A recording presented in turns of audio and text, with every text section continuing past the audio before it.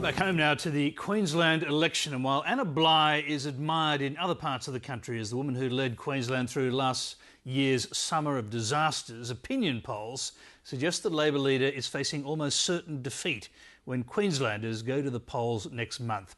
Her opponent, the Liberal Nationals' Campbell Newman, is attempting to become Premier without yet holding a seat in Parliament.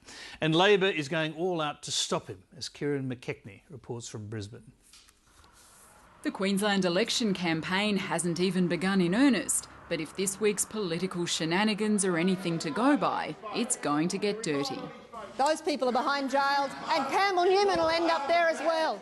The Premier's been pursuing Campbell Newman for months over his brother-in-law's business interests. We have a leader in Campbell Newman who has clearly used his office as mayor to financially advantage the companies that his family owns. Of course, Campbell Newman wasn't in the House to defend himself. Despite vying to be Premier, he's not actually an MP, and that left his parliamentary leader to step in. And will the Premier apologise to Campbell Newman for her unfortunate loss of control?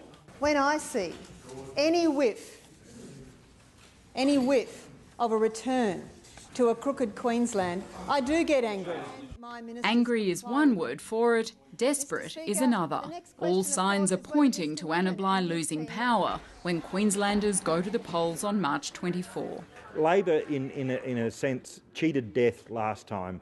The public then was disappointed with some of the policy decisions of the government, and they sort of put it into their minds that, well, we didn't really endorse you last time. Next time we'll make sure we'll kick you out. From Sunday, Labor has 5 weeks to convince them to do otherwise. Before they go to the polls, voters will see the final report into how state authorities handled Queensland's summer of disasters.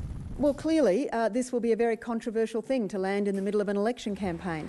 Another controversial thing is having a would-be Premier who doesn't hold a seat in Parliament, and Labor's trying to sow the seed of doubt in voters' minds about what may happen if Campbell Newman doesn't win the seat he has his eye on.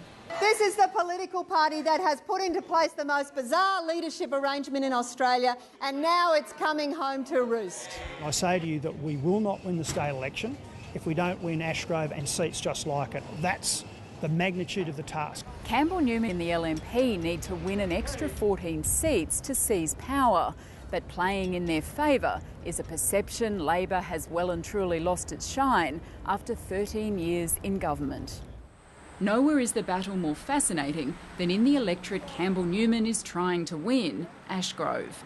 The local Labor member last year quit her ministerial post to dedicate all her energy to hanging on to her seat. This will be the toughest fight that we have ever seen. This will go right down to the wire. And she's called in the big guns to help out. How are you? Kevin Rudd's not the only federal politician entering the fray.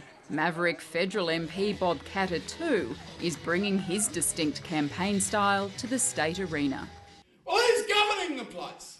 Who is responsible for this? Penguins in Antarctica, aren't they?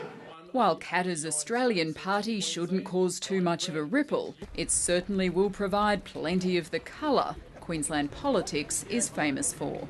Kieran McKechnie, Late Line.